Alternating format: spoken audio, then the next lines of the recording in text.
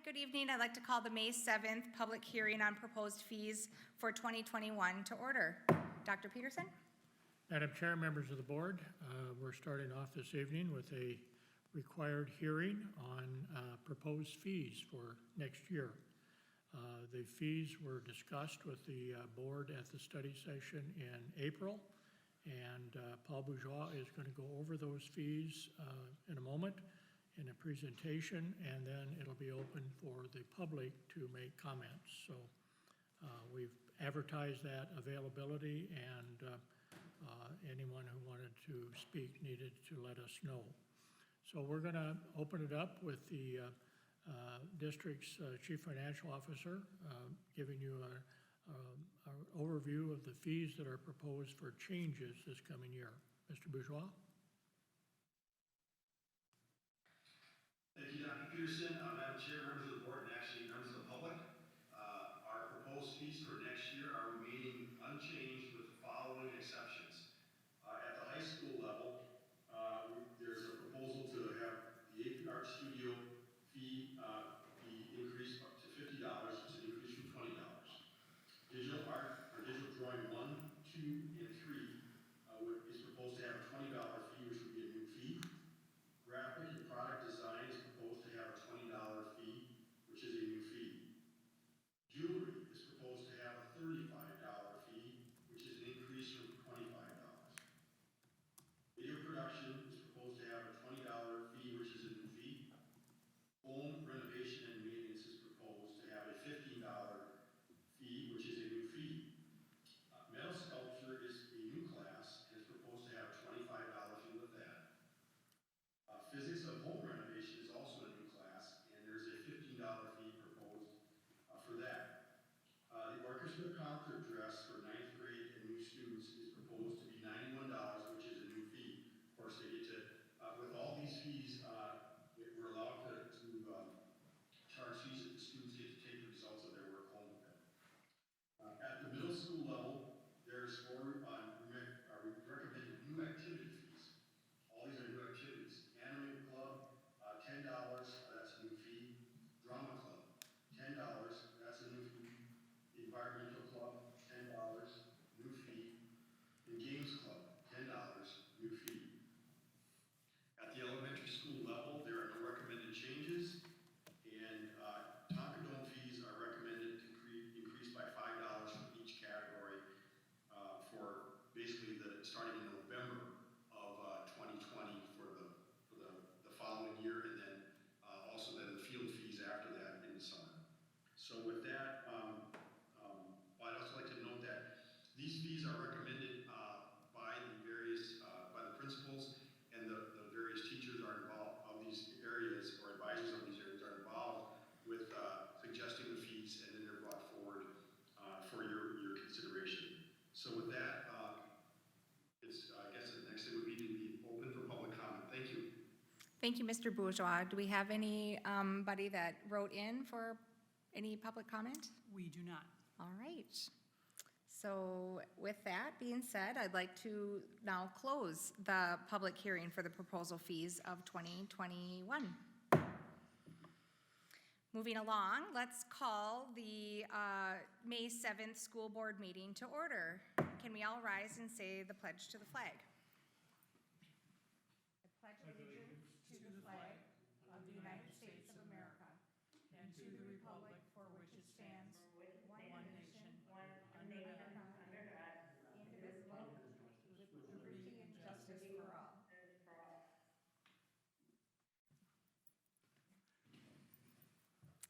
All right, thank you.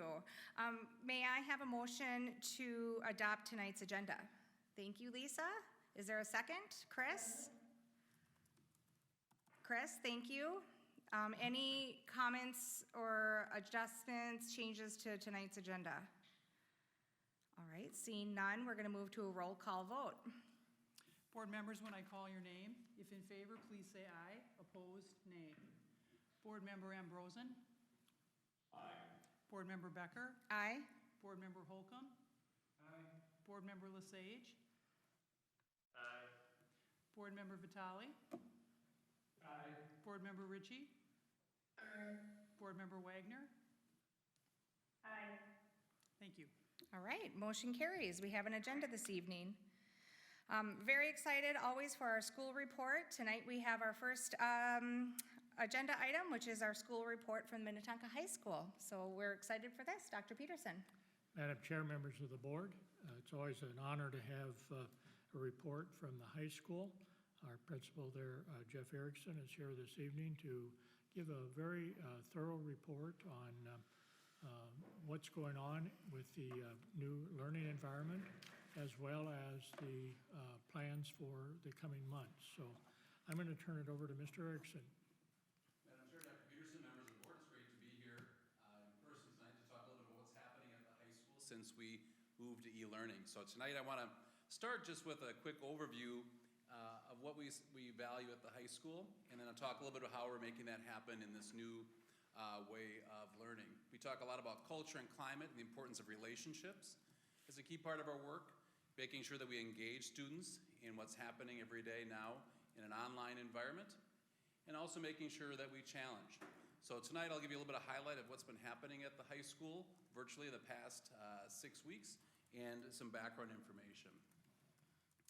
So we talk about relationships. One of the things we first determined was looking at our schedule, and as parents of high school students, as high school students know, we have a A-Day, B-Day, and that was designed intentionally so that students really could have a good chunk of time to engage with their teacher. And so this is a fairly unique model in the area where we are having a schedule and that we do track where students are at. Teachers start class at that time. Our tardy rate is down because it's less traveling time to get to their class location. But we really have found that this model has worked really well. It's slowed the pace so teachers and students can go deep into the content. They can have opportunities to use Google Meet, Schoology conferencing. So this A-Day, B-Day schedule has really been an effective part of our tool of making sure there's engagement and that there's connections with teachers. Teachers have commented right away that first day, the chance to see their students' faces was really important as well for students to see their teachers and that connection. So this schedule has worked well to provide that opportunity, and our students and parents have shared that. We spent a lot of time during the 2 weeks that we were closed to prepare to get ready for this new way of operating. Fortunately, we have had Tonka Online, so we had about 50 of our classes that were already in an online environment. We had a lot of staff that were able to do that. But we also tried to help all of our students look at what we need to have happen from our counseling. As soon as we did close the building on March 13th, that following Monday, we had counselors that were available virtually. We talked about the support that they provide. We gave students tips how to work in the e-learning environment, finding a workspace, developing a routine. And that was part of the reason we wanted a schedule to really provide students structure so they had a way to follow their day. Attendance matters. That first day in April, we called home to any student who was not checked in their classes. And so it was a live voice to say, how are things going? Is everything working in terms of technology? And we found our attendance to be very strong. And we started right away to make sure that we could check in with students. So we shared a lot. I just want to shout out right away to our staff. The amount of PD that happened in the 2 weeks that we were preparing, you can look at the slide, the amount of training sessions that were offered, 450 attendees attending different sessions within the building during those 2 weeks preparing. PLCs, which are always part of our work, even became more critical as our way to operate. Our tech coaches did an amazing job providing all of that in real time, and it was utilized incredibly well. But our staff, to meet this model, to make sure that we really are engaging with students and providing engaging learning, I just commend them and have thanked them for that work to make sure day one was a success. E-learning, just additional pieces, just our tech team, really a shout out to the district tech department and all the tech coaches to make sure that technology day one worked well, and that really set us off for a successful start. Late start, we had a late start just recently. We had additional sessions for teachers to work on technology, collaboration, feedback, and lots of different opportunities for staff to learn. We've continued staff meetings, and so thank goodness for Google and our chance to be able to connect with all staff.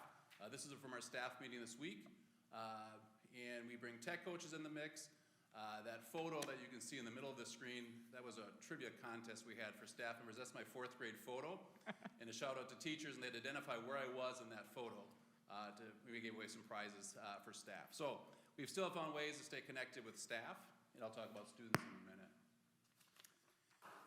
We surveyed at the end of the first week from our community to find out how things were going, and really feeling that communication was important. They felt like we were communicating what's happening and sharing what our plans were on a timely basis. The schedule, you can see the red and blue are strongly agree, that it really provided clear expectations for my student and what's happening, and that was really critical, making sure that they understood how that schedule worked.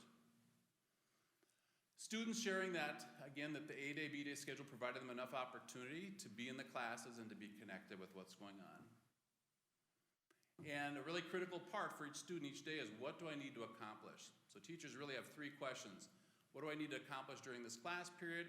How will attendance be taken? And then what's due for the next period? So that clarity is really important so students know what's expected of them.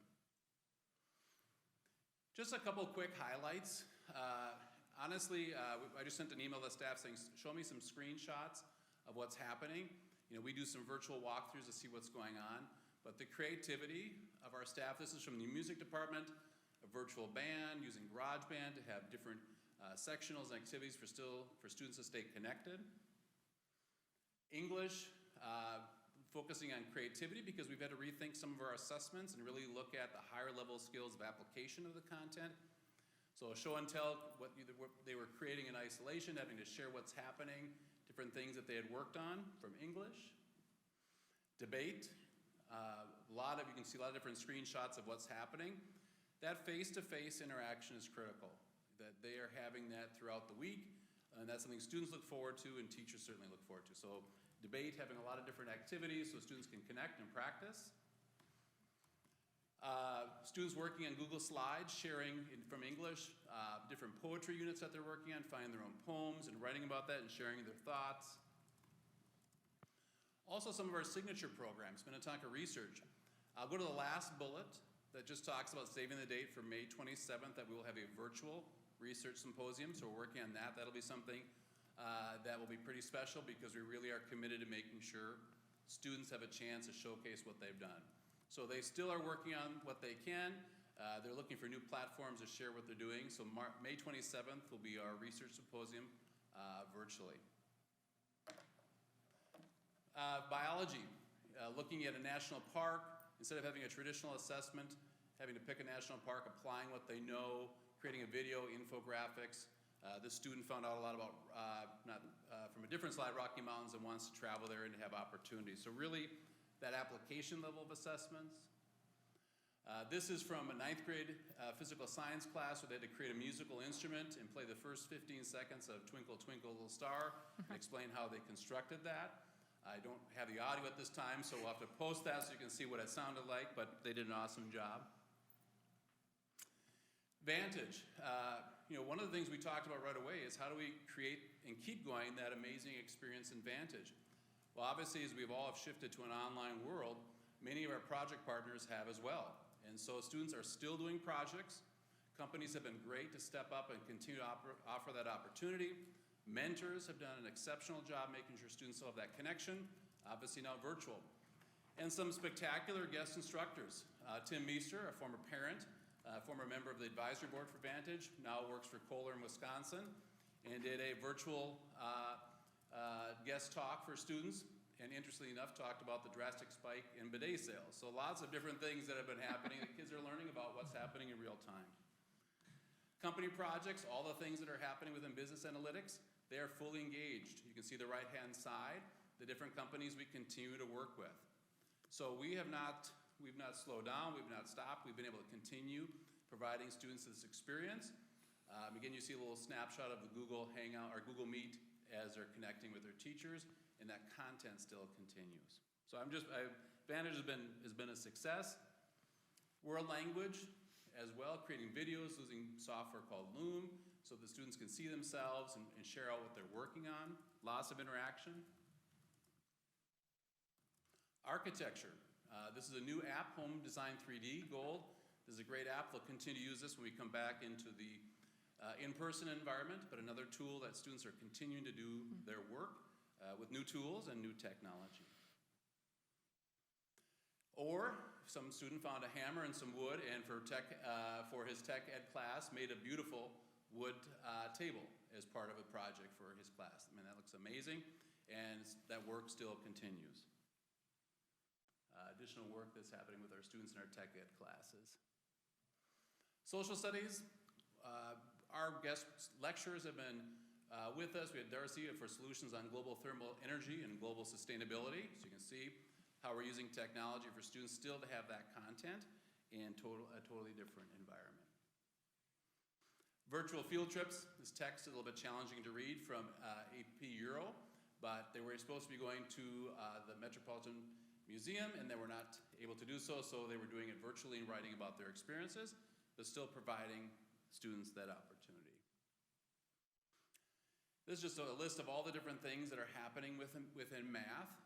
Teachers are typically having instructional time in Google, and there's time for kids to go work. Kids can come back into the Google Meet and ask questions and follow-up questions, hosting live sessions. Kahoot, Quizlet, collaborating Schoology conferencing has been another tool that we've used so students can get into subgroups and work. Desmos, all different ways for students to be using the different technology within math. Special ed, Romeo and Juliet, some work that they have done, creating, choosing a song for each of the scenes, writing that out and sharing that with the class. This is actually a pretty amazing video that Beowulf Boswell did. We have a class this year that has, that's within special ed and science that he does, and he was doing some experiments with the candle and in vinegar and seeing what's happening. It was also related to a student's birthday in class, but he was still doing an experiment at home, live with the students, and also a tribute to this particular student's birthday. So again, being able to show those connections and relationships. Art, creating a virtual art display of all the things that are happening within art, and their different pieces of work that have been created that they're able to display so students can see their work and share that as well. Physical education. We have one of our most popular online courses is PE, and so we have a lot of resources developed. But students creating videos as they're doing different, whether it be yoga or different PE classes, being able to share with the class. You can see being able to comment within Schoology. Facts, I think people are eating a lot better due to some of the activities that they're creating within the Facts program. Some custard that they're creating, so they're still doing the demos at home and then being able to enjoy that as well. Cracking up over the egg project, making the best of the quarantine, some different things that they did with eggs. And again, students being able to share what's happening in real time. International cuisine, obviously there's a lot of information there in the text that we'll have in the slide deck, but just different things that they're working on international culinary class so that the activities continue. Making masks, obviously fitting for what's going on, and learning within the sewing class of how you do that. So we talk often about authentic learning and application of content, and you just can't find, you can find so many examples of that happening really in every class, and teachers have done a pretty tremendous job being able to hone in on that. You see in this picture here, or whether it be in business analytics, talking about the impact of COVID-19 and all the pieces that are happening within that. A lot of change with IB and AP. AP exams will be starting up next week. They obviously have scaled back the amount of information on that test. Teachers have continued to prep students for those exams and are ready to go. IB, we had to wrap up things before we finished up the internal assessments. We had 120 virtual oral assessments given, mostly within world language. So we're able to wrap all that up virtually with students and their teachers to make sure students finish strong in both AP and IB. So that's a whole, I could go on, but all the different examples, and that was just a few brief ones that were shared with me, but show our staff's commitment to really providing that engaging environment virtually. As I mentioned in the beginning, counselors have been available right away. They have conducted, as of today, 600 of their junior meetings, which is typically something they do fourth quarter. They meet with all juniors to plan for next year. So that has been happening, academic progress, post-secondary planning, as well as being able to meet with any student at any time about what's going on, one-on-one meetings using Google Meet or the Google Phone to connect with the students, but they've conducted virtually 600 meetings with their juniors to make sure that commitment's happening. So there as well, I connect with them weekly. We are tracking student progress very carefully to make sure within our SST teams meet virtually every week. We meet administratively every day. We track students to see how they're doing. We have repurposed our hall paras because they're obviously not walking the halls, but they are virtually connecting with students in attendance. And so we've divided them up in teams. They have an administrator that oversees that team. We don't do any longer the email attendance letters home or calls home. It's all personal touch by members of the team. And it'll be interesting when this is done. We can sit back and say, what are the things that we might do differently at the high school based on what we've learned through this experience. But this has been one example of that personal touch and connecting, and realizing that attendance is an important indicator of how students are doing. Are they checking in? So the attendance team, formerly known as the Hall Paras. Ted Schultz has continued with activities in coach engagement, team challenges. Coaches and advisors have been checking in with students. Some of the clubs are still going. You can see the upper right-hand corner. One of our most active groups is Unified. They continue to meet every week. They continue to meet in small groups, and so Ted is keeping all the coaches engaged with their students and finding ways to bring that community. You can just look at the photos here from this week, having signs delivered to the athletes who, obviously, the sad part of this, are not having their final season. And so our commitment is, what can we continue to do to honor our students? And so you can see some photos. Lisa Wandry in the communications team working to develop the MHS salutes all of our athletes. And so if you're following the Twitter account, Tonka Skippers, or if you're following me on Instagram, we're posting these every day to honor the students and to really salute them. We continue to do morning announcements twice a week through Google Livestream. And then we post them. We continue to do athlete and activity student of the week. You can see the bottom hand. We also did our virtual signing of 4 athletes that are going on, and we did that a few weeks ago on the 15th. So those students were able to sign live, and we broadcast that, had families could see what was going on. So trying to make sure we can recreate as much as we can of what we would normally do. At Unified, as I mentioned, very active. Capstone, we still have some groups that will be doing Capstone. It's a little more limited just by what they can do, but we'll probably have 20 or so right now that we have been able to identify projects that they can continue to work on. And the last piece just is how we continue to look at culture. The piece that matters to me is how do students still feel connected, how they still feel part of our community. Because if we have a strong community, students feel engaged, they feel part of what's going on. And 3 words I always come back to in the work that I do is how do I acknowledge, honor, and connect. Social media and many of those tools have been critical parts. This is just a screenshot of my monitor at home as I was surprising a senior for Senior Showcase in the class. And so we pop in the room, the student doesn't know what's coming, and we honor that student, and you can see them all smiling as we honor that student.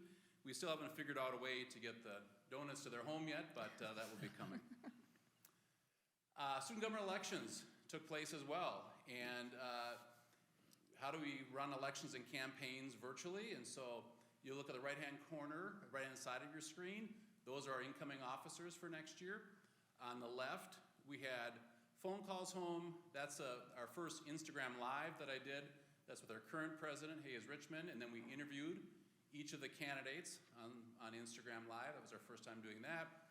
We've done the speeches on Google Livestream so students can see that. We've posted it. We've created bios. We voted in Naviance, which is the most secure environment we have to vote. So we had amazing voter turnout for the election. So we still will be able to keep going with those pieces. The morning show, we still do twice a week. Personally, as I connect with social media, if you haven't been following on Instagram, there's a lot of amazing content of our staff and students. If you want to see something highly entertaining, you can see Paul Twain singing a song or attempting to do so. That's in the right-hand corner to his athletes. We had banana bread as a famous part of the high school, and so we had a competition for banana bread featuring Brooks' dog as well. And then just a shout out, Darren Best had a great video talking about it's an important time for gratitude. And just a shout out I had for Andy Smith, who continues to help produce videos and keep our culture moving with our work. Students as well. One of our 9th graders, we talk about our future leadership at the high school, raising a significant amount of money with a virtual run. Students as well, making cookies. We have had a slogan about keeping it real, and somebody took it on themselves to make cookies, and I think one of them has an attempt to look like me. And I just close with probably the part that's the most challenging of just, we have an amazing senior class. And so how do we find ways to stay connected with them, and how do we find ways to honor them? So I've had a lot of conversation with seniors, and pretty quick once we close of what we can do. So that's the hardest part, because it's just that this time of year is where we have these events you see on the screen. We've got the awards night, we're gonna be doing that virtually and live, and so I'm working with Andy and the communications team to figure out how we can still have some of the surprise to that event.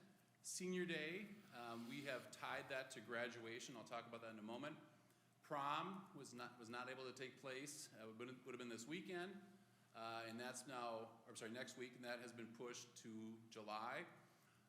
Same with graduation, should be June 9th, and that will be, right now, we've scheduled 2 backup dates with US Bank. So we continue to look and see how we can have it happen on the dates that I've outlined with our community. Students definitely want 2 things. They want to see the building again, and they want to be with their friends and say goodbye. So our work right now is figuring out how we can do that with the parameters that the governor and the Minnesota Department of Health outline. So we continue to move ahead with our plans as I've outlined to our seniors in the community with the upcoming dates. We also are looking at what other ways we can honor our students. And really what matters to me is how do I get student voice, and I'll continue to get feedback as we plan what are all the different ways we can do that.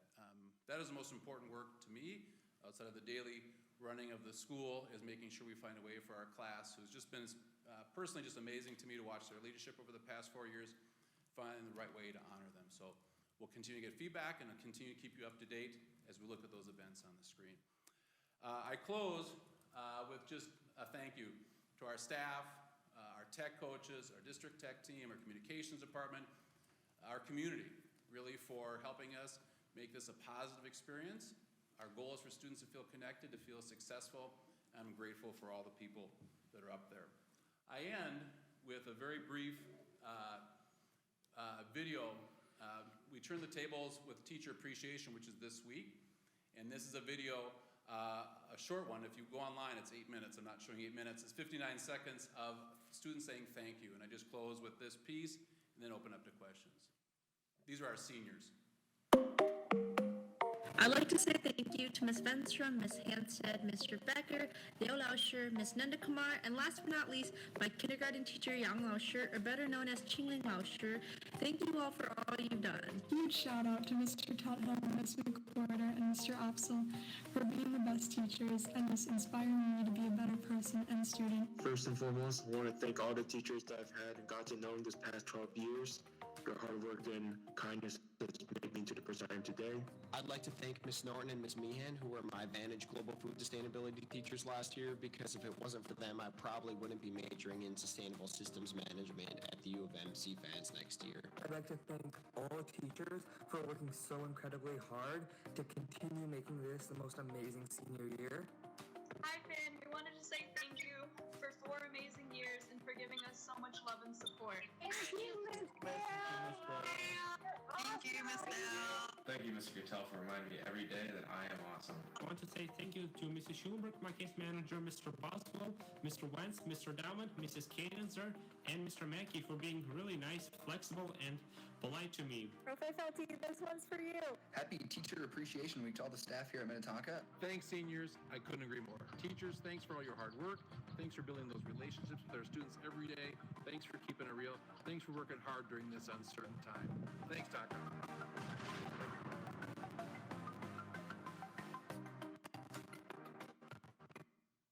So there's about 7 more minutes that you can watch on the district's Facebook page, YouTube, or Instagram.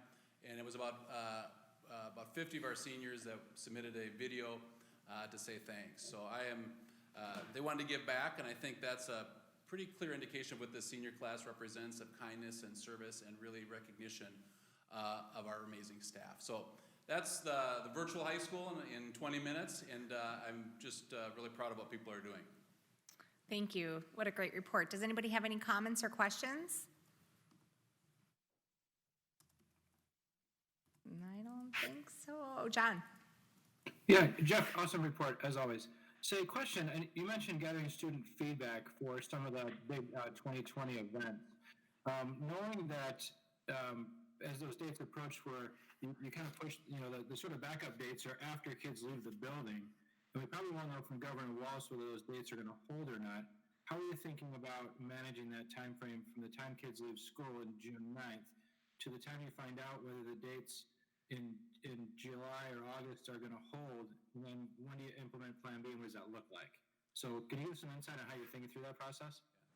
So I think before students leave June 9th, we need to have a pretty clear plan of what Plan B will look like, and really finding out from students and our community about what, if we can't come together based on the environment at US Bank or in some other way, what does that look like? So before we leave, we will have that plan ready to go.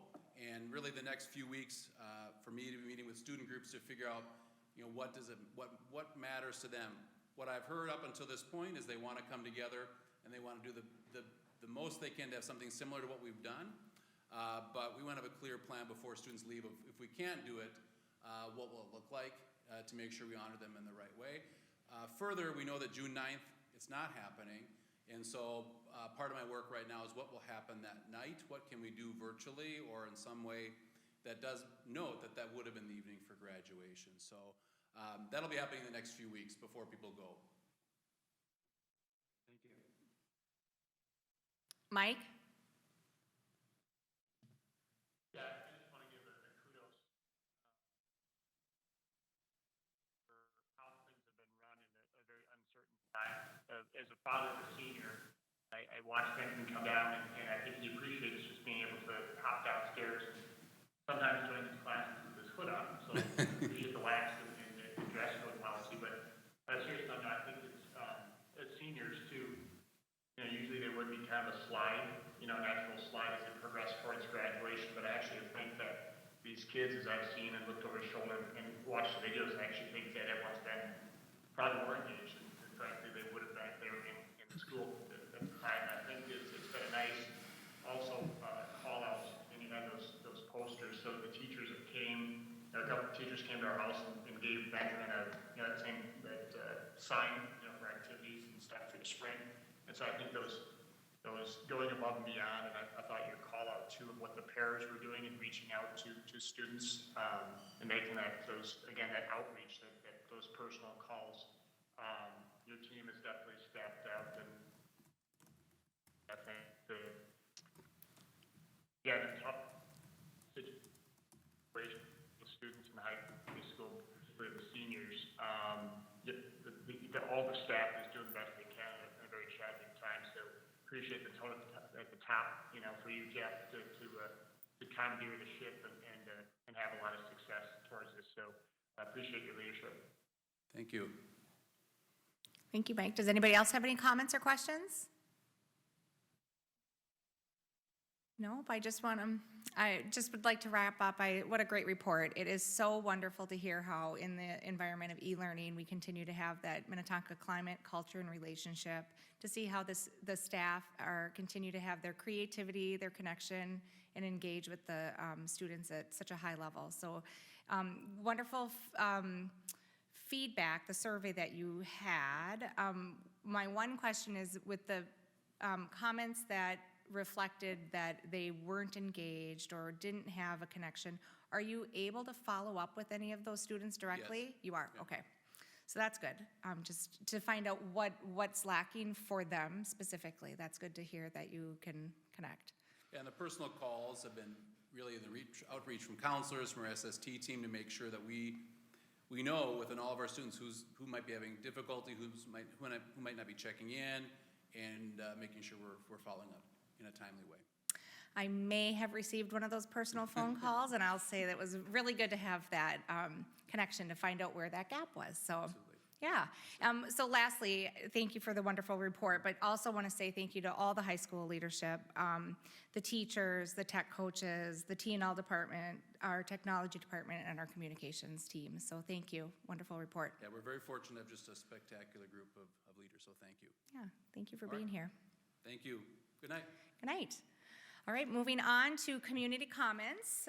Do we have anybody that provided community comments this evening? Yes, we do. We did receive a comment from a district parent named Ann Reagan, and she resides at 3905 Walden Lane in Deep Haven, and I will read her comment. Thank you.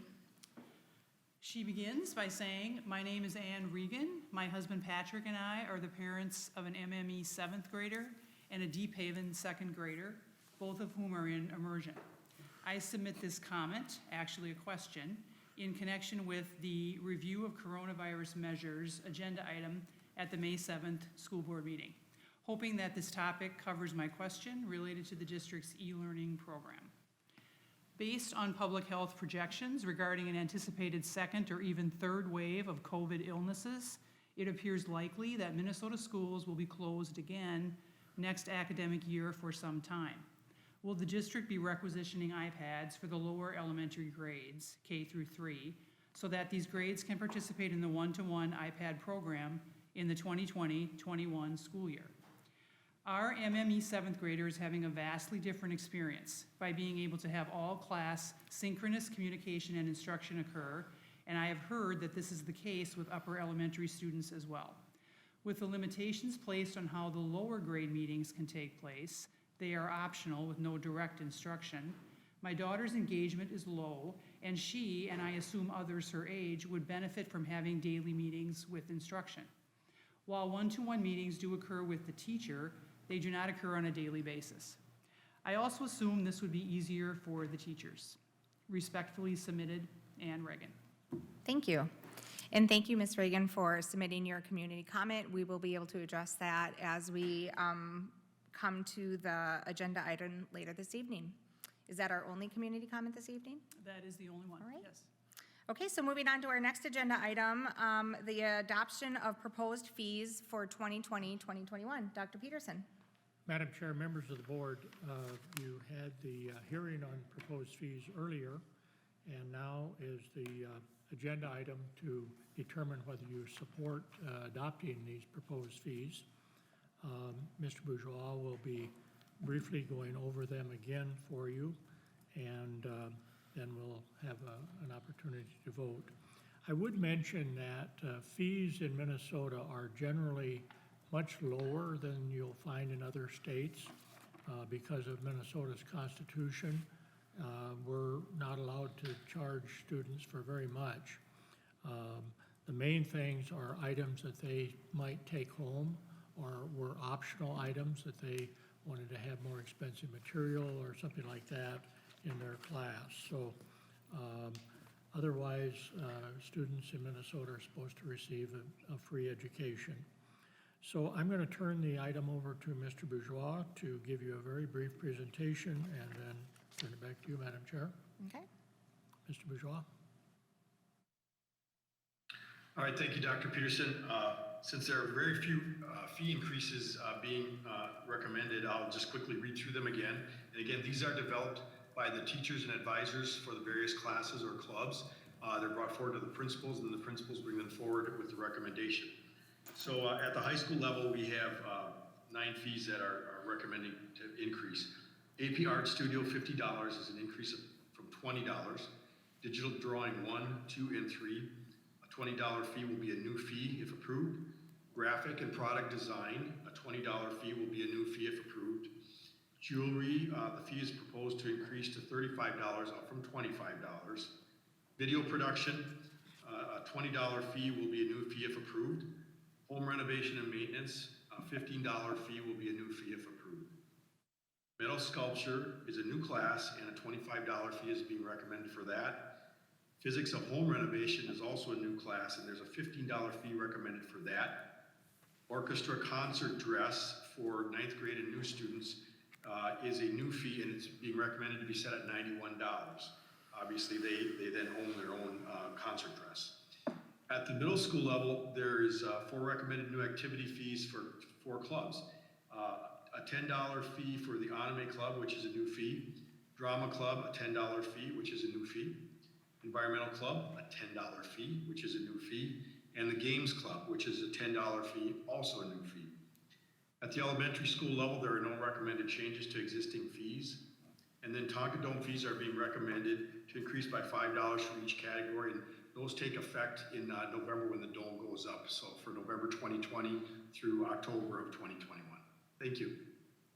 Thank you, Mr. Bourgeois. Can I have a motion to approve the proposed fees for fiscal year 2021? Ooh, there, I wasn't looking. Mark, thank you. Is there a second? Lisa? Thank you very much.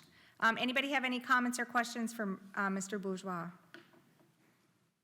John? Yeah, thanks, Katie. So, Mr. Russo, I know we talked about it at the study session, but it's probably worth repeating for the public. So obviously there's a really modest fees tied to specifically when there's significant use of materials where the students can take it home. How do we handle, particularly with all the situation that's going on right now in the broader economy, students who can't afford even the modest fees? So can you talk a little bit about how we work with the students or their families?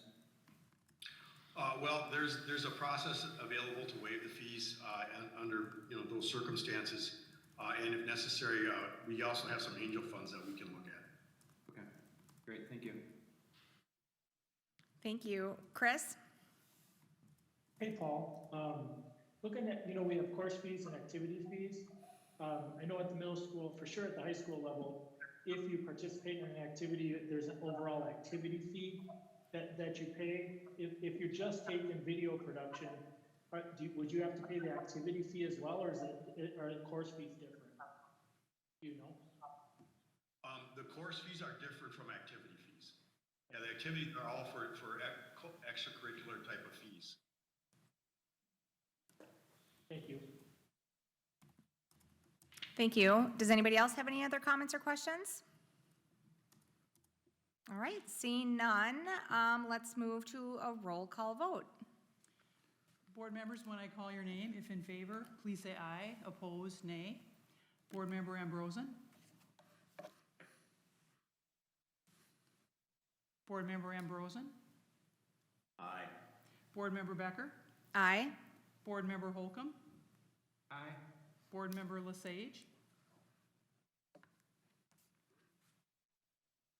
Board Member Lesage?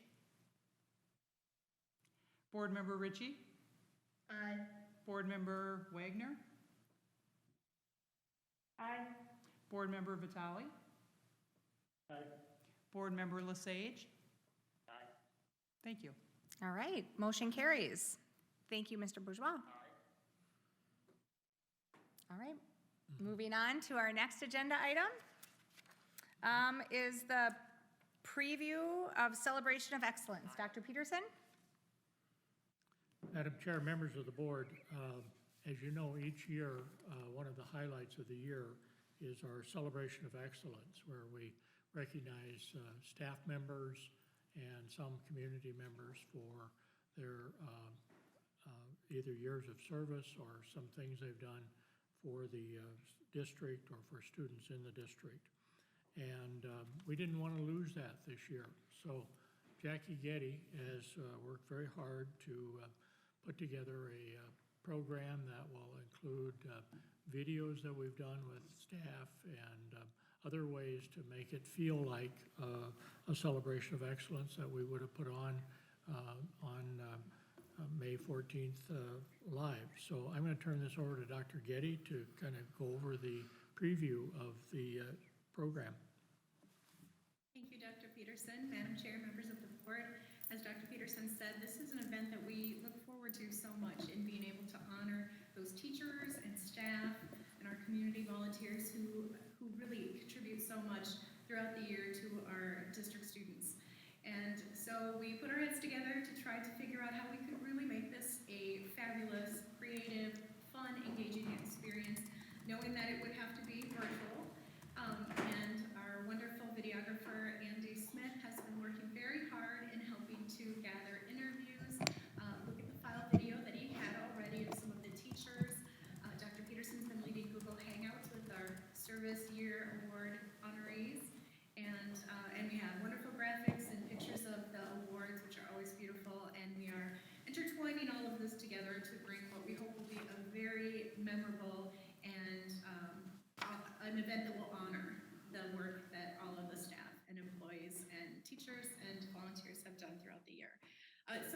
want to go just through the staff who will be honored and the teachers and community members, and then to give you a little preview video of what you'll see on the 14th.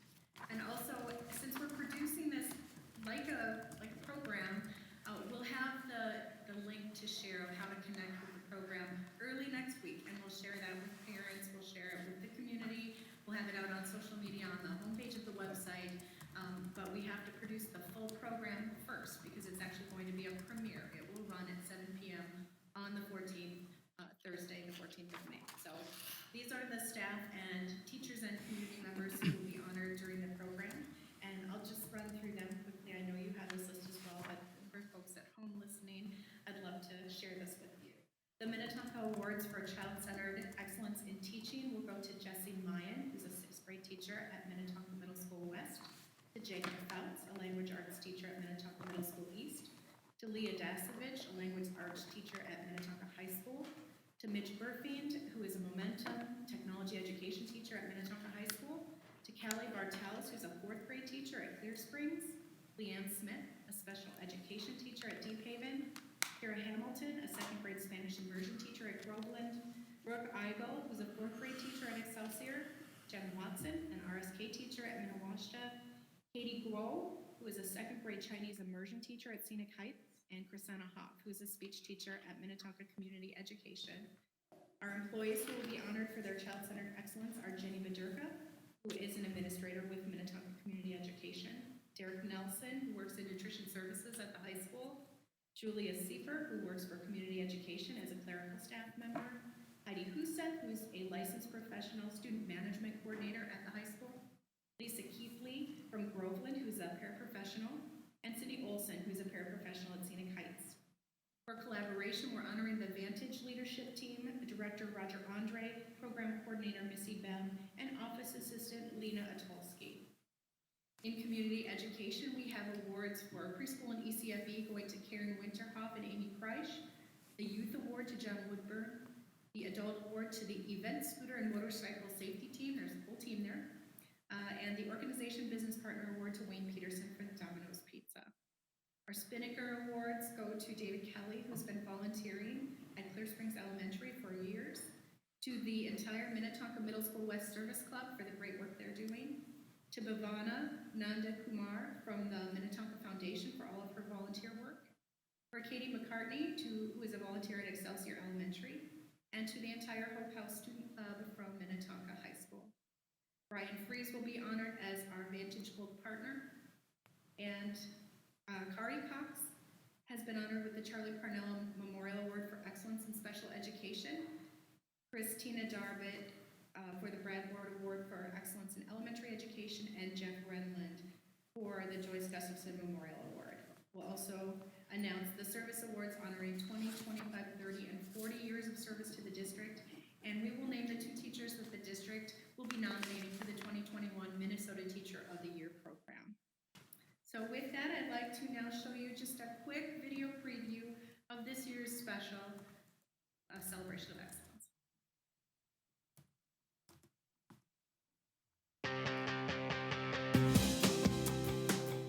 She's open to thoughts and ideas. She's able to modify as needed. He starts every day off with the same sentence. It'll be like, "Happy Monday, ladies and gentlemen. It's good to see you. I'm glad you're here." He's able to identify kids' strengths. Everything is celebrated and encouraged. Whenever I walk into class, he can always tell what mood I'm in. He usually likes to pull me aside to make sure that I feel okay, which makes me happy. You can tell that the way she talks to the children during the e-learning, you can tell that she loves them. My daughter gets a choice, do you want to read this book? Do you want to play this game? And, that really helps my daughter feel like she's kind of in charge of her learning. It really motivates her. She created a program that she calls Reading Karate, where Leo graduates from one belt to the next. And that program has been, for sure, one of the most impactful interventions we've had. She connects to each of the kids as an individual, develop relationships with students that make each of the kids feel really special, because she takes the time to make the personal connections with them. She is a supporter of all children. She believes in every kid, regardless of what their ability is in certain areas, and she has the know-it-all to be able to get them from point A to point B.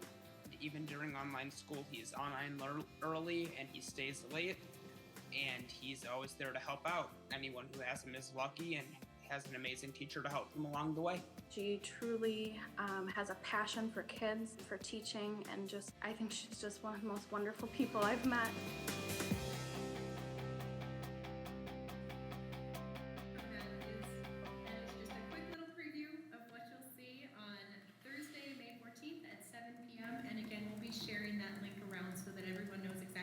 Where to go to be able to watch it. We hope that people will watch it together. We hope that this will help to bring the community together to honor each other and honor all of the work together and what makes this just an outstanding community.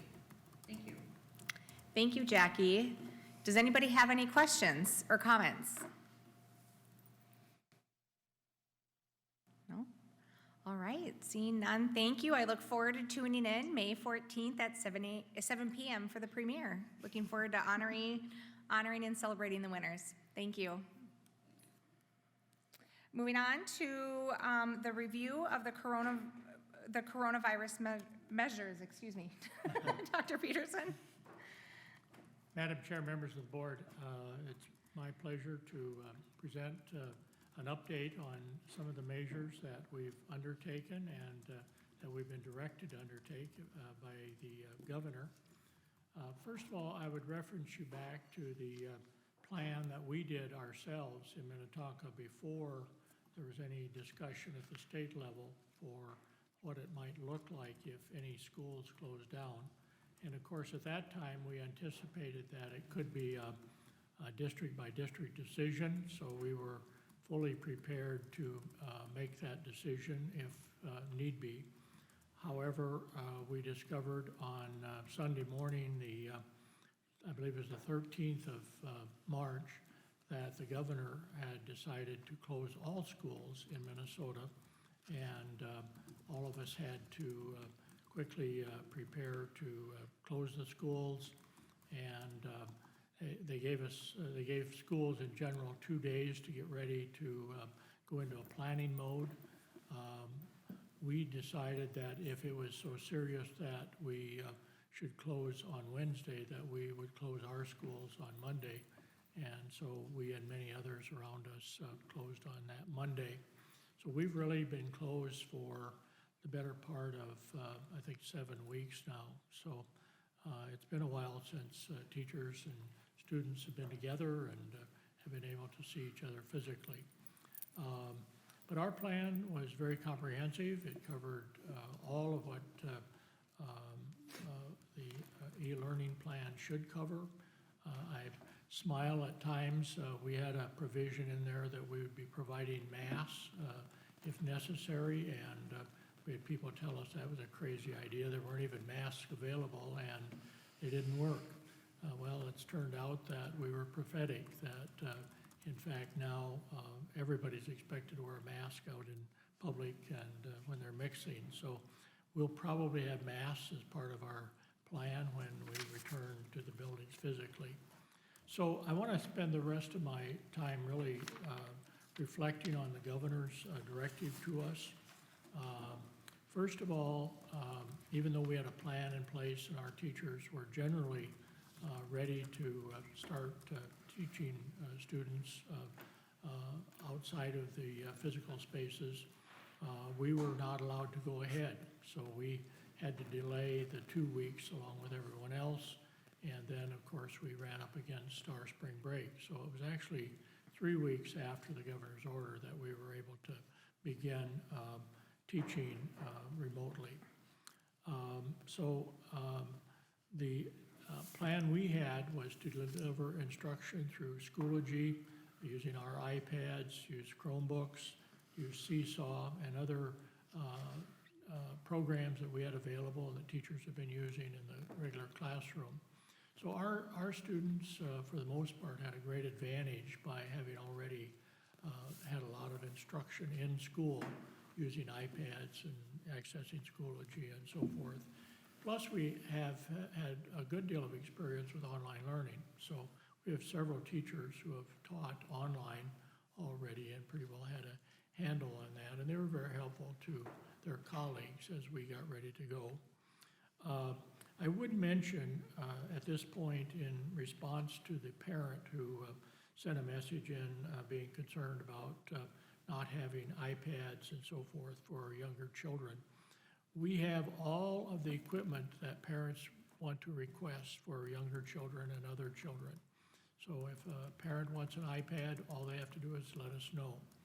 I think we have 45 iPads that were requested and never picked up.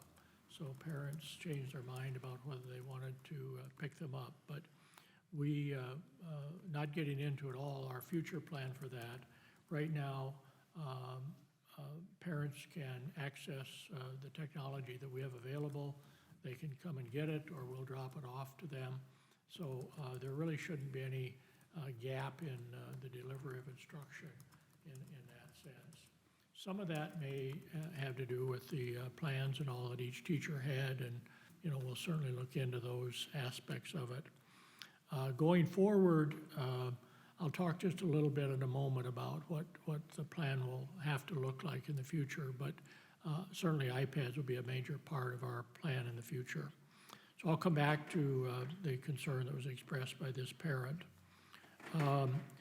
One of the major issues that the governor was concerned about when he gave his order was that all employees were to continue on the payroll, with the idea that we had already planned to have all of these people working for us. It's in our budget. The revenue stream was going to be protected so that we generally would have the ability to pay these employees. So that was the first major step to assure people that they would have a paycheck coming. Another major part of the governor's plan, and was not in our plan because we didn't know what the expectation was, but they created an expectation for all schools to provide child care to what they call critical workers, emergency workers. And that list started out with people like physicians and nurses and police officers, those kind of emergency workers. And now it's quite a long list of different jobs in our society that they've deemed to be critical workers. So all of those children from those workers who are in Minnetonka can come to our schools, and we're required to provide transportation if they want it. At this point, we have not provided any transportation, but on the child care front, let me just quickly get an update for you on that.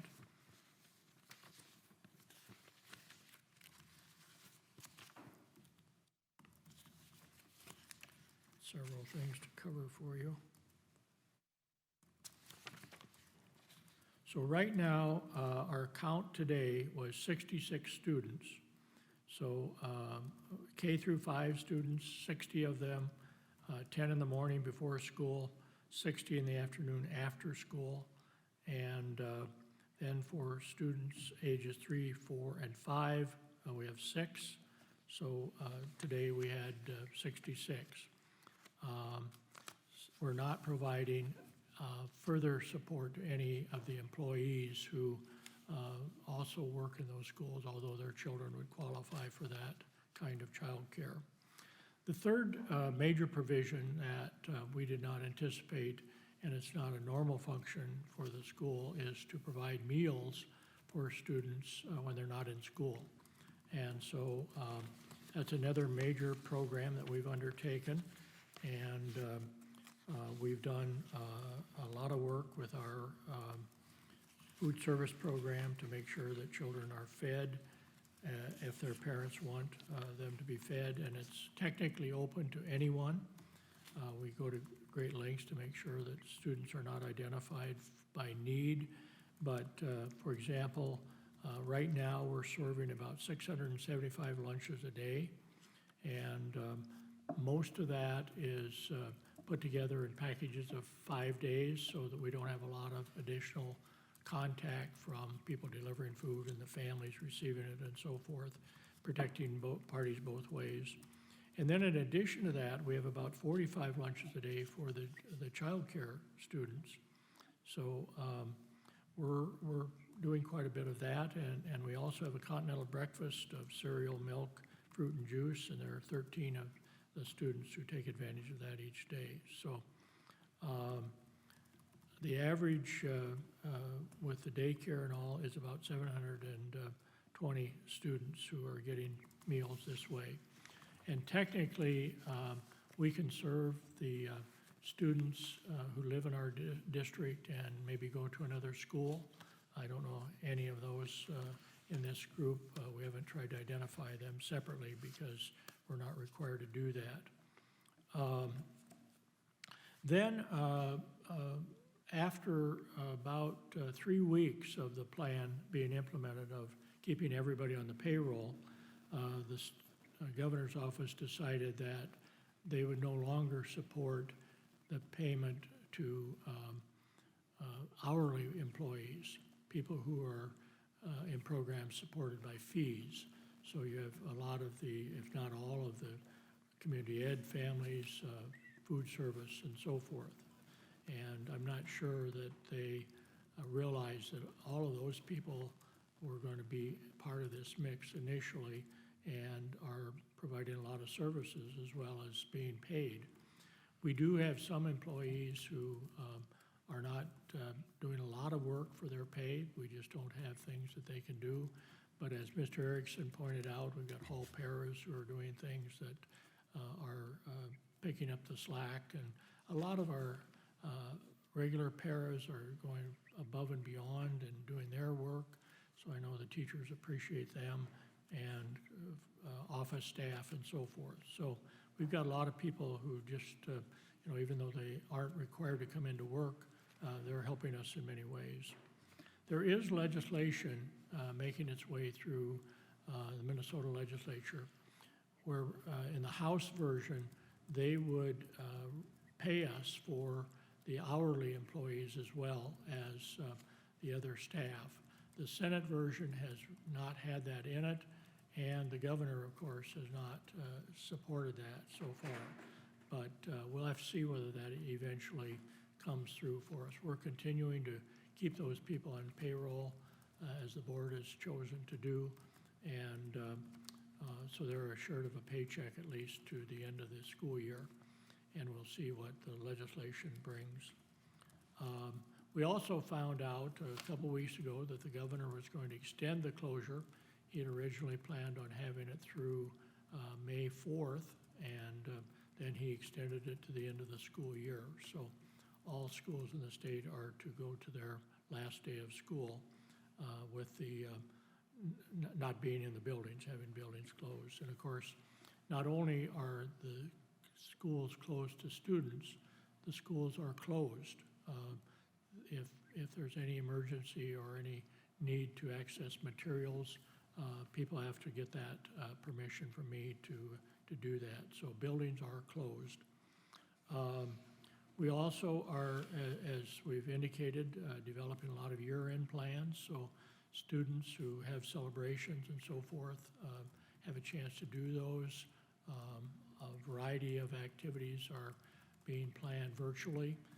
The Continental Math League, the Minnetonka Scholars, the presidential awards that middle school kids get, the high school awards night, all of those things are being planned to be carried out as we normally would, except we're having to be creative and do it with doing it virtually. We're still not clear from the governor on what summer plans can be. We're getting anxious about that. There will be an announcement sometime tomorrow by the governor on future plans, so we'll know what those look like tomorrow. But we hope that we can find out whether our summer programs, which are always a big deal for our students, can be held. And just a little bit on financials.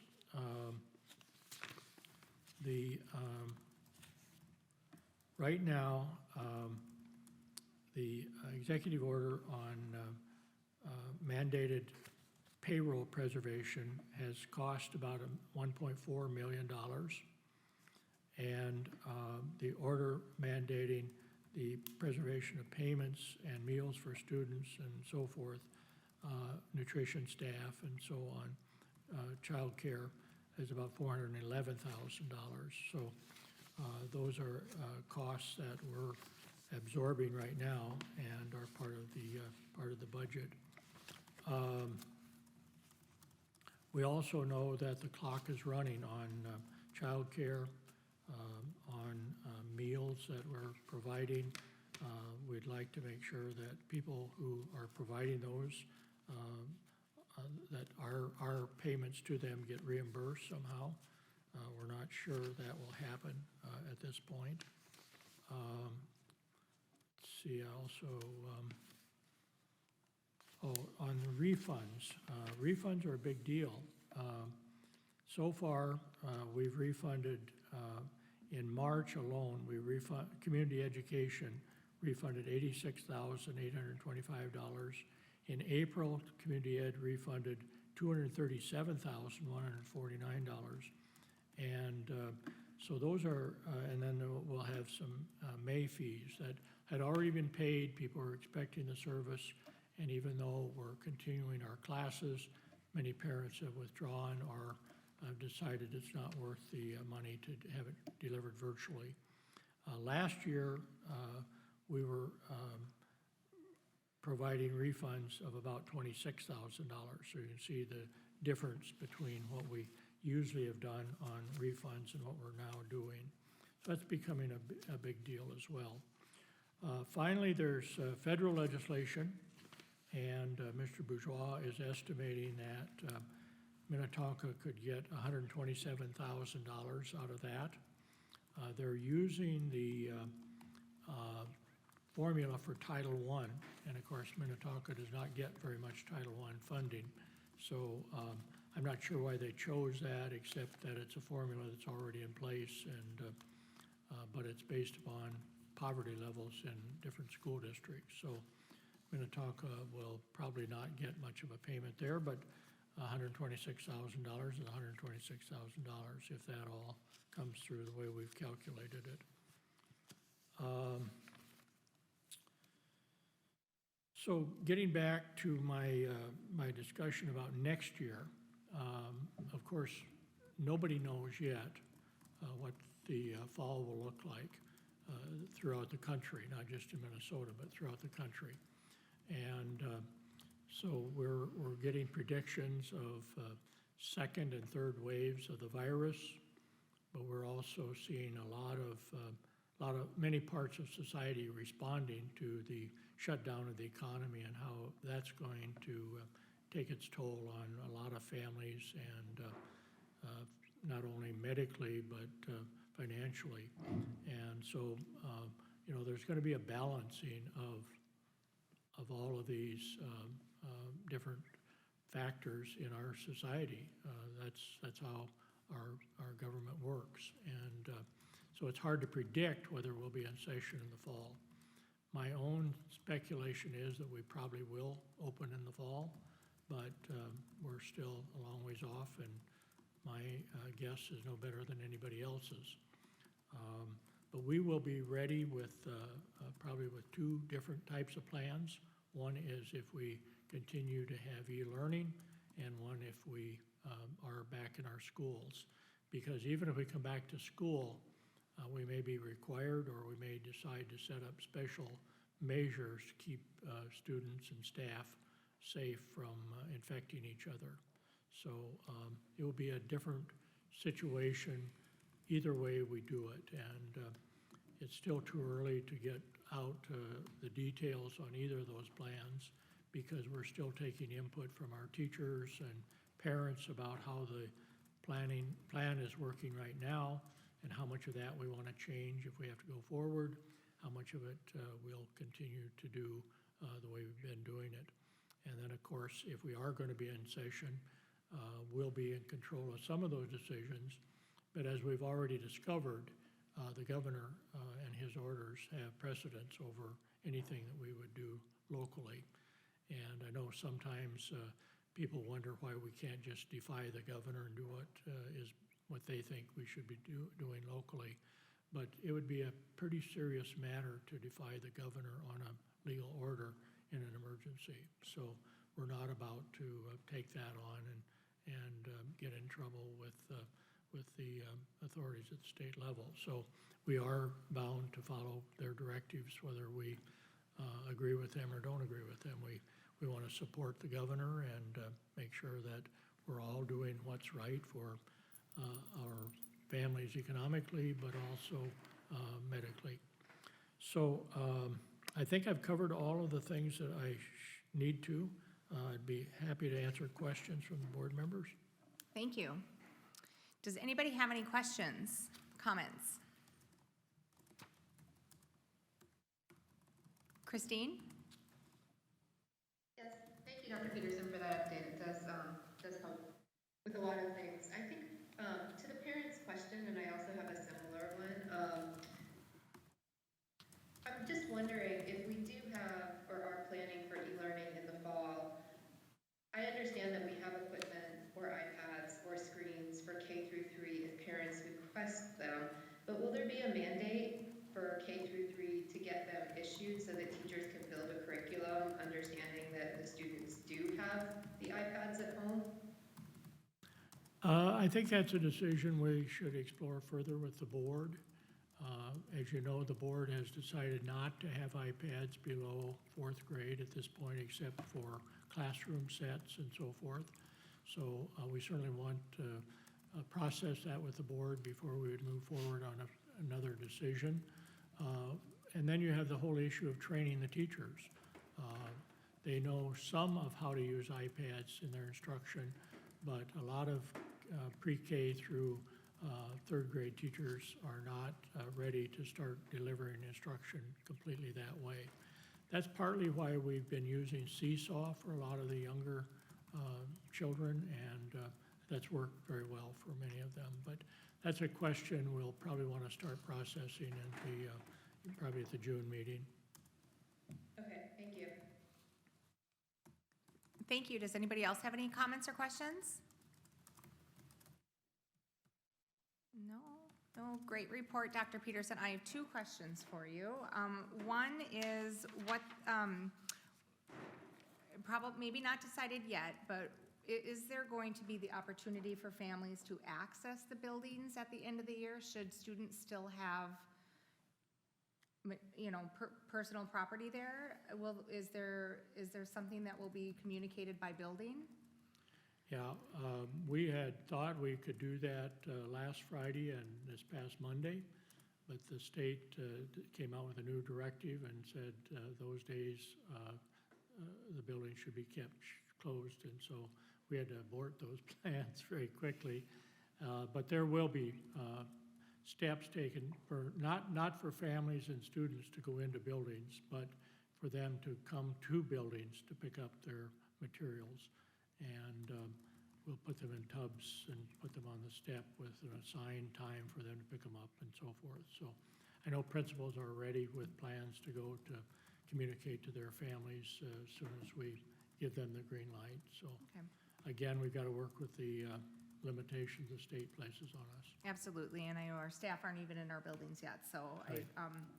There's just a question about how we're going to access it at the end of the year. And then my second question, and it seems as if this will evolve over time, but how does the access to ball fields or play equipment play into this, since it's school property throughout the year, or the summer that is, if school's closed, what happens if, maybe not an organized sport, but if people access the facilities with school being closed? Can you touch on that? As things stand right now, people cannot use those properties, but we're anticipating that there'll be more direction from the governor as he loosens the rein, so to speak, on social connections and so forth. He's allowing fishing and golfing and some of those things. So I think there'll be more direction on how fields can be used,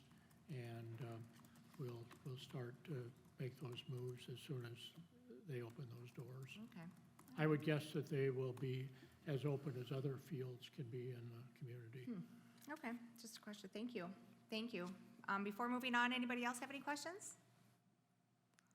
Okay. Thank you again for the update, the review for the corona measures. Moving on to our next agenda item, the approval of non-renewals. Dr. Peterson.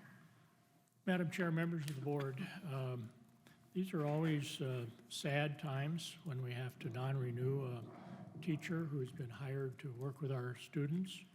But part of the hiring and retaining piece of staff in Minnetonka is to very carefully recruit and select employees to make sure that they're ready to teach our children. And we also carefully evaluate them during their probationary period to be sure that they are measuring up to the expectations we had for them and the expectations we have for teachers in general to be long-term employees of the district. Occasionally, we find that there are reasons for us to non-renew the employment of a teacher during or before the probationary period is over. So there are two different probationary periods. One is for teachers who have never had continuing contract rights in Minnesota before. Continuing contract rights are often referred to as tenure in other states. In Minnesota, it's called continuing contract status, whereby they have an ongoing contract year after year once they get to that legal level. And that's a 3-year period if they've never had continuing contract status in another district. If they have had continuing contract status in another district and come to Minnetonka, that probationary period is only 1 year. And it's actually even less than a year because of all the legal steps and time and so forth. And of course, from day one through the first part of the year, you're working to make sure everybody is meeting our expectations and our hopes and dreams that we have for them. And then as we realize that we have someone who cannot measure up to that, then all those decisions have to be made before the end of the year. So there's really a really short period of time for someone who's had continuing contract status in other districts. And while from a legal standpoint, we can understand why it might be assumed that if you've been good enough to get continuing contract status in one Minnesota school district, you're good enough to do that in another. But we each have our own choice of whether people are meeting our standards. And in Minnetonka, we have very high standards, and people who might be successful in other districts sometimes just are not a fit for the expectations we have for teachers in Minnetonka. So Tim Alexander is going to talk you through the proposed resolutions and how you need to vote depending upon whether you're favorable or not favorable to the motion. So I'm going to turn it over to Mr. Alexander.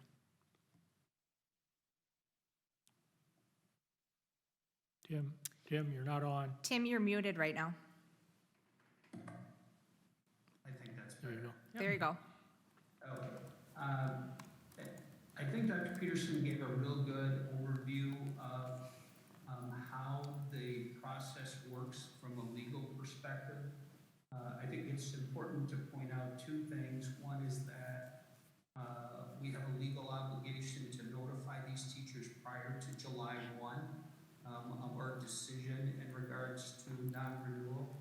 And I think the second part is to assure that all of the requirements of the statute have been met. And as Dr. Peterson mentioned, that the supervisory component of our system is very solid. And we certainly do not take this recommendation lightly. We spend a lot of time working with teachers and talking about making sure that they're meeting our expectations. So the components of the resolution are laid out pretty clearly by statute. The resolution relating to termination or non-renewal must be read out loud. As you can see in italics, that needs to be read. The names of the licensed teachers to be terminated be moved and seconded, and then that there is a roll call vote in action. depending on the action of the school board tonight, then we have a legal notice that we need to provide to each one of the proposed teachers. All right, thank you very much. So just as a recap, I'm going to read the resolution. The resolution will be moved and seconded, and then we'll have a roll call vote. So the resolution related to the termination and non-renewal of the teaching contracts of the probationary teachers, whereas the teachers listed below are probationary teachers in the Independent School District number 276. Fan Feng, elementary Chinese immersion teacher, Excelsior Scenic Heights. Nicholas Hineker, grade 6 and science teacher at MME. Angela Lohman, special education teacher, Minnetonka High School. Be it resolved by the School Board of Independent School District 276 that pursuant to Minnesota Statute 1228.40, that the teaching contracts of the probationary teachers named in the Independent School District number 276 are hereby terminated and not renewed. Be it further resolved that written notice be sent to said teachers regarding the termination and non-renewal of said contracts as prohibited by law. May I have a motion? Is there thank you, Lisa. John, I see the second. Thank you very much. Can I have a roll call vote, please? Thank you, Yes. sorry. Board members, when I call your name, if in favor, please say aye. Opposed, nay. Board Member Ambrosen? Aye. Board Member Becker? Aye. Board Member Holcomb? Aye. Board Member Lesage? Aye. Board Member Ritchie? Aye. Board Member Wagner? Aye. Board Member Vitale? Aye. Thank you. Okay, motion carries. Thank you very much. Thank you, Mr. Alexander.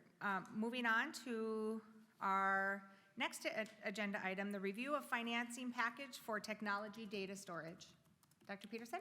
Madam Chair, members of the board, we have a fairly major purchase of about $500,000 for technology data storage. And Paul Bourgeois is going to talk through the financing package for that. We received all the details from the bank, and so he's ready to give you an update on that. And if need be, Mike Dronin can answer some questions about the nature of the equipment. But Mr. Bourgeois, would you go ahead? Okay, thank you, Dr. Peterson. Madam Chair, members of the board. And Mike will tell you more about the details of it, but we have to replace really, what's the heart and soul of our system.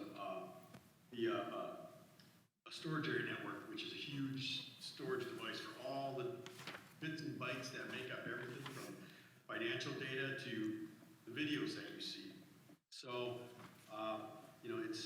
we did this 5 years ago, and the SAN that we have, it's an acronym for the storage area network. The SAN that we have is served us very well, but we've been growing by leaps and bounds. The technology demands, what our students are producing, the addition of iPads all the way down to 4th grade and things of that with all the software and everything that they develop using those iPads, all that stuff is compounding the need for more data. So to upgrade that, it's necessary for us to purchase another storage area network. Obviously, Mike will tell you it's the latest and greatest state of the art. We have to finance it though, because it's a $547,000 package, and with our technology fund is pretty tightly subscribed in terms of the resources available. In the board item itself, I went through kind of the general breakdowns of the categories, and so what we need to be able to do is break the $547,000 into smaller bites so that we can afford it within the resources available. And one other thing to remember about the Capital Projects Technology Fund is that it's funded on the value of property in the district. So, knock on wood, hopefully property values keep going up, but if property values go down, the revenue could also go down. So we always have to keep that in mind in light of the current economic economic situation. Hope that everything turns around well and properties hold their values in the district.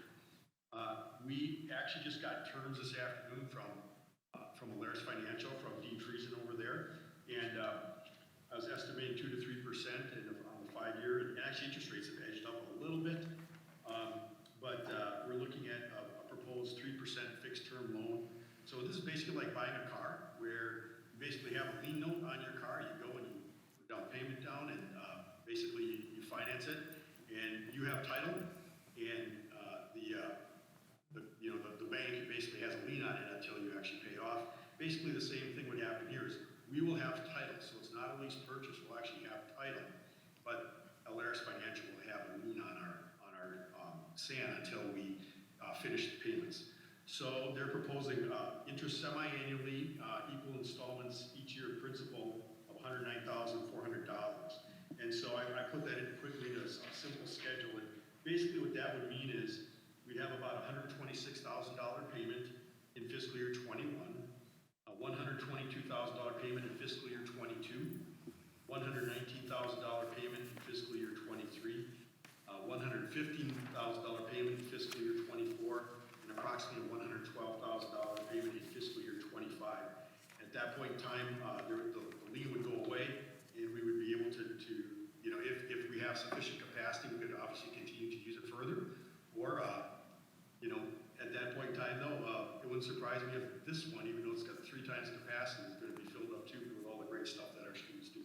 But anyway, that would then open us up to actually then doing another one in 5 years or not, depending on how things work. So that's the financial proposal that we're looking at with Alaris Financial, and the idea would be that we would get the actual documents worked out. Dean wanted me to mention he had to push a little harder, he had to apologize a little bit, because normally they just snap right onto stuff for us. But what they've been doing over the last couple of weeks is processing through a lot of the small business administration loans from the CARES Act to help keep some of their small business, or lots and lots of their small business customers afloat. So certainly understandable in that regard. But we'll have the documents ready for approval on June 4th. And then I guess that's pretty much it from the financing point. So I guess I would just turn over to Mike if he wants to talk a little bit about the actual storage area network. Thank you. Thanks, Paul. I appreciate that information on the finance piece. As Paul stated, from a board perspective, this is a core technology that stores configurations like desktop configurations for all of our students and staff, as well as a little over 100 servers. We use the SAN to virtualize our server environment. What that means is instead of having physically about 100 separate pieces of hardware in our district requiring a unique layer of management on top of it, we're able to have a completely virtualized environment, and the way that that's done is through a SAN storage environment. So our last SAN purchased 5 years ago, implemented 5 years ago, has served us very well. We got a good return on investment on that piece of technology. That will also serve now, as we own it, as another part of our backup layer as the new SAN comes online. Our process of selecting a new SAN was pretty arduous. It involved my team, it involved a couple consultancy firms, it involved a number of conversations with other small to medium-sized businesses, a couple enterprise businesses, and a number of K-12 districts similar to ours.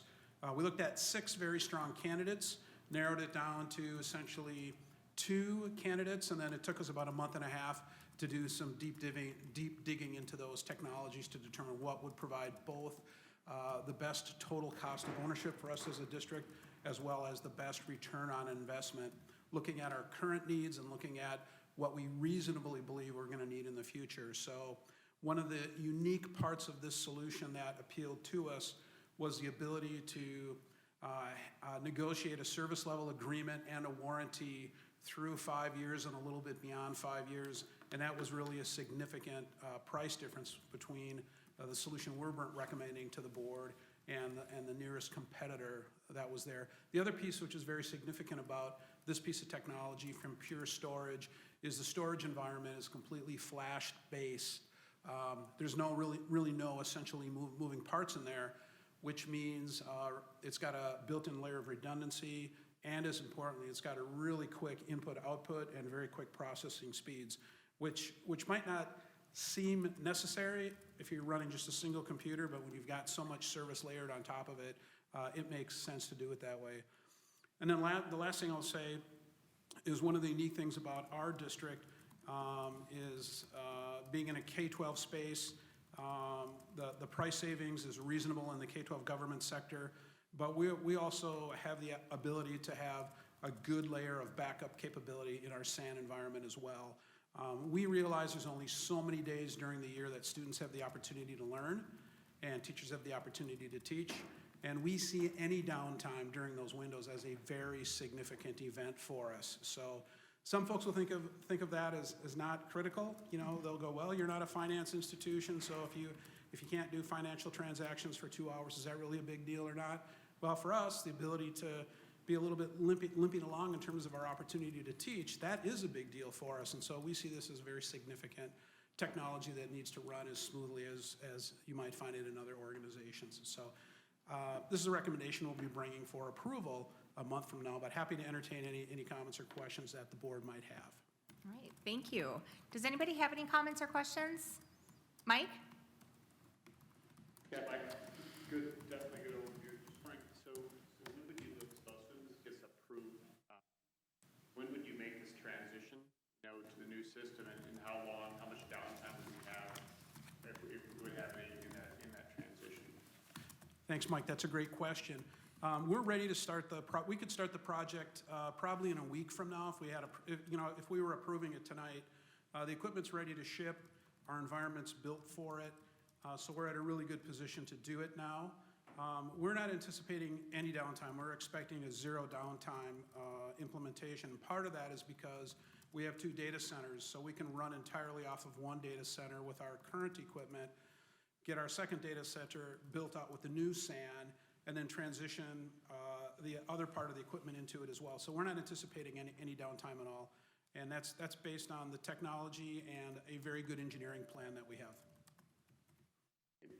Thank you, that was helpful. And the second question I had was, how much, you know, as we moved into this e-learning environment, how much does that tap our overall bandwidth and our terabits of storage, you know, in that process? How much has it stretched our system? Yeah, great question.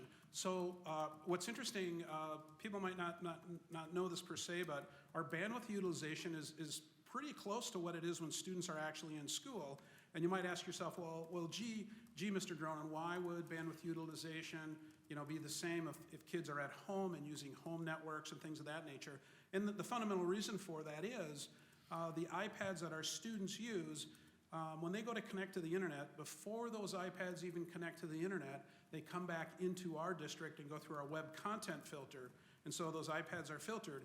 And so we see that bandwidth coming and going in and out of our environment. So we haven't seen a huge additional load on our internal resources, and we're actually happy to report to the board that internally our network and resources have been holding up very well during this time.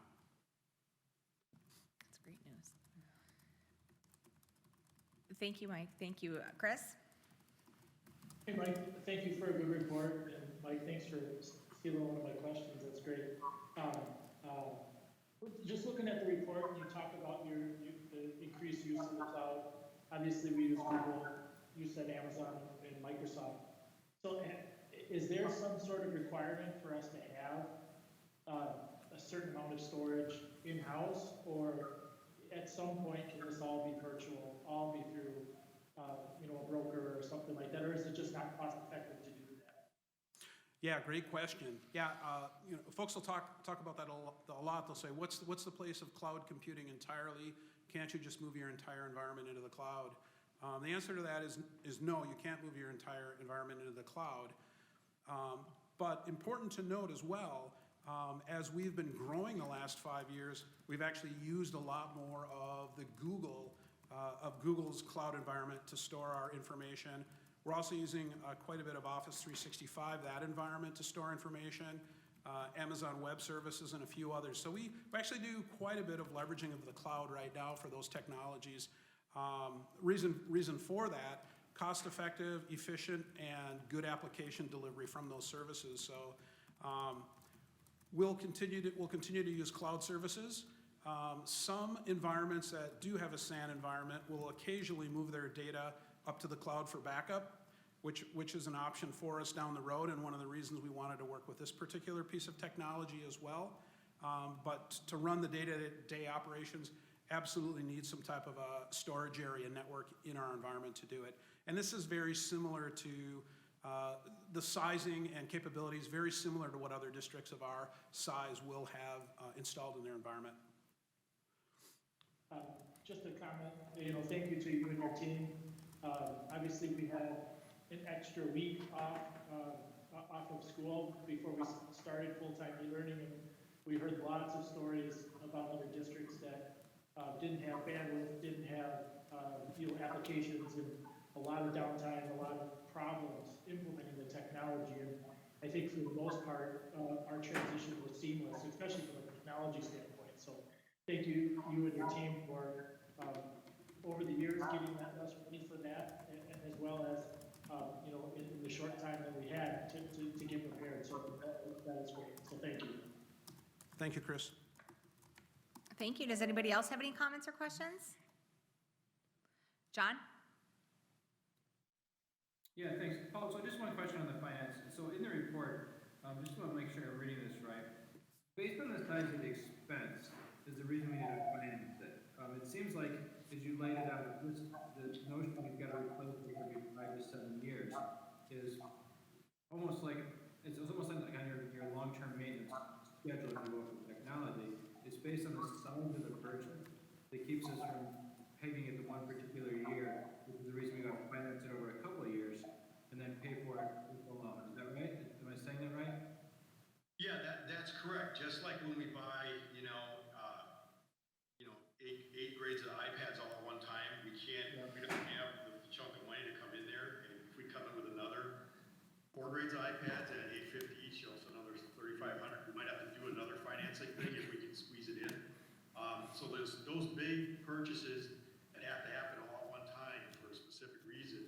With the level of funding we have right now, we might have to juggle a few things around to make that work, but it's better to spread the payment out. So yeah, we do pay a little bit of interest, but it's, our fund balance, you'll see when we get to the budget, fund balance is pretty low in this fund. I mean, we pretty much utilize most of the dollars, which is what we levy it for.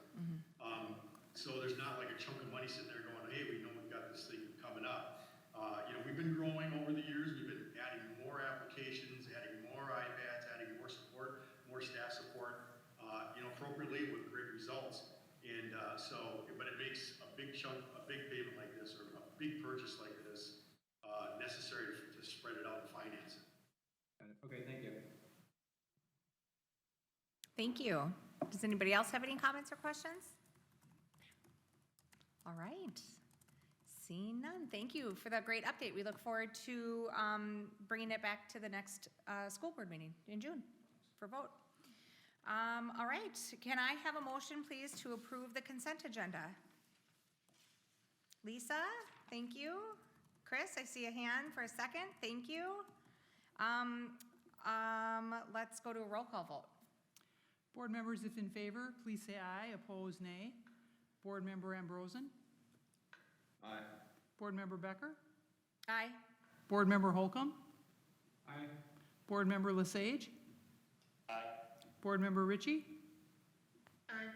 Board member Vitale? Aye. Board member Wagner?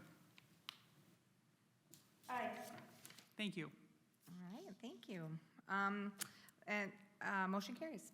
So moving on to the board reports. Does anybody have a board report this evening? Christine? Yeah, I had an update from the foundation. It's pretty quick. The first thing is that there are 2 trustees who are stepping down, Kim Birdwell and Philippa Hartley, and they were voted to be replaced by Sabrina Wixo and Rob Coulter. The second thing is that they are still deciding on the date and locations for Dreammakers. Now, granted, this meeting was 3 weeks ago, so there might be an update since. But right now, they're looking at the dates of February 6th or February 20th. That's all. Thank you, Christine. Does anybody else have any other board reports? All right, then we'll move along to the superintendent's report. Dr. Peterson? Madam Chair, members of the board, I really have covered everything that I would report on. We've talked about the events coming up and given you a coronavirus work report, so I don't have anything else right now. All right, thank you. Anybody have any announcements this evening? All right, seeing none, can I have a motion to adjourn the meeting? So moved. Thank you, Mike. Second? Lisa, thank you. A roll call vote, please. Board members, if in favor, please say aye. Opposed, nay. Board Member Ambrosen? Aye. Board Member Becker? Aye. Board Member Holcomb? Aye. Board Member Lesage? Aye. Board Member Ritchie? Aye. Board Member Vitale? Aye. Board Member Wagner? Aye. Thank you. All right, before I adjourn really quick, thank you to everybody for another virtual meeting, and thank you to Andy and Mike Dronin. So meeting's adjourned.